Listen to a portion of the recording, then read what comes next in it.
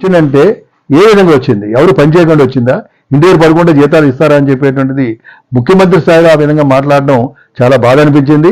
ఇది తెలుగు జాతిని, ఆంధ్రప్రదేశ్ ప్రజానీకాన్ని వాళ్ళ గొంతు కోసినటువంటి పరిస్థితుంది. ఇది మొత్తం యావత్ కార్మిక వర్గాన్ని, భారతదేశంలో కార్మిక వర్గాన్ని అవమానపరిచేట్టు మేము భావిస్తున్నాం. ఆ వ్యాఖ్యలు ఆయన ఉపసంహరించుకోవాలి. అవసరమైన కార్మిక వర్గాన్ని ఆయన క్షమాపణ చెప్పాల్సి ఉంది. కప్పదాటు వ్యవహారాలు చేయడం అనేది మంచి పద్ధతి కాదు ఇది. ఎందుకంటే ఛత్తీస్గఢ్లో నగర్నార్ స్టీల్ ప్లాంట్ ప్రైవేటుగా చేస్తున్నప్పుడు కేంద్ర హోంశాఖ మధ్య అమిత్ షా వచ్చి చెప్పారే మేము స్టీల్ ప్లాంట్ ప్రైవేట్ పని చేయమని. ఈరోజు మోడీ గారు ఎందుకు చెప్పరు, అమిత్ షా గారు ఎందుకు చెప్పరు, లేదా ఇంకోటి ఎందుకు చెప్పరు? మీరు ఒక మంచి ఉద్దేశం చెప్పారు. ఈ ఒక కంపెనీ ఏంటో ప్యాకేజ్ ఇస్తూ 10 సార్లు ఇవ్వాలంటే ఎవరిస్తే ఇది గవర్నమెంట్ కంపెనీ, ఇది ఎవరి సొంత కంపెనీ కాదు. ఈరోజు కంపెనీ కాబట్టి ఇన్ని వేల కోట్ల రూపాయలు కట్టగలిగింది. ఏదైనా ప్రైవేట్ కంపెనీ వాడు ఏం కట్టాడా?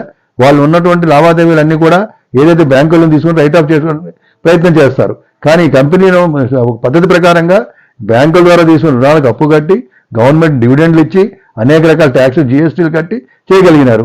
సరే, కార్మికులు ప్రతిసారి ఇవ్వాలని మీరు ఇచ్చిన మన ప్యాకేజీలో ఒక పైసా ఇచ్చారా కార్మికుడికి? ఏమైనా వచ్చిన ప్యాకేజ్ అంతా కూడా మీరు జీఎస్టీలు కట్టడానికి ఆ బ్యాంకులకు అప్పు తీర్చడం సరిపోయింది. సరే, బ్యాంకులకు అప్పు తీర్చడం మన కొత్త లోన్స్ వచ్చే కర్మాగారం నడుస్తుంది. ఈరోజు 80% ముందుకెళ్తుంది. కార్మిక రిక్రూట్మెంట్ లేదు 2019 నుంచి.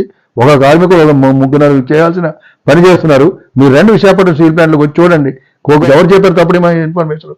మీకే సీఎండీ చెప్పారా, లేదా సెక్రటరీ చెప్పారా, లేదా ఎవరు మినిస్టర్ గారు స్టీల్ మినిస్టర్ చెప్పారా? మీకు ఎవరు చెప్పారు మొత్తం తప్పుడు ఇన్ఫర్మేషన్ అంతా కూడా? అటువంటి వారి సమక్షంలో మాకు మీటింగ్ పెట్టండి. ఆఖరికి ఒక సర్క్యులర్ జారీ చేశారు నిన్న, ఉత్పత్తితో లింక్ అనేది. ఏ సర్వీస్ కండిషన్స్ ఎక్కడైనా ఉందా?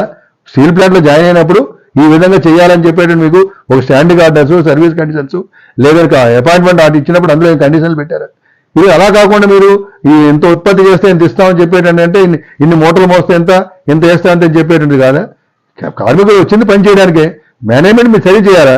యాజమాన్య నిర్వహణ సరి లేకపోతే ఇబ్బందులు వస్తాయి. దాన్ని ముందుకు తీసుకెళ్లాలా? ఈరోజు విశాఖపట్నం స్టీల్ ప్లాంట్కి మీరు మైన్స్ ఇచ్చుంటే బాగా రాదు కదా. మిగతా స్టీల్ ప్లాంట్లో 1500 రూపాయల నుంచి 2000 ఖర్చు పెడుతున్నాం టన్ను దగ్గర.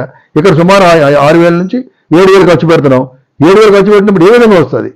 మీరు అదే ఉత్పత్తి మళ్ళీ రెండో దశలో కూడా మీరు అదే ప్రోడక్ట్స్ పెట్టారు. ఏమైనా ఉత్పత్తులు మారిస్తే బాగుండేది.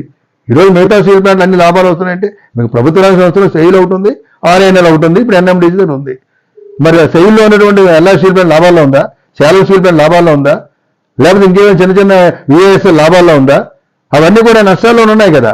ఒక సెయిల్ పెద్ద కంపెనీ కాబట్టి దాన్ని అలా కొట్టుకు వెళ్ళిపోతుంది. విశాఖపట్నం స్టీల్ ప్లాంట్ కూడా సెయిల్లో ఉండేది కదా. ఆ సెయిల్ నుంచి విడదీసి వేరే కంపెనీ పెట్టారు.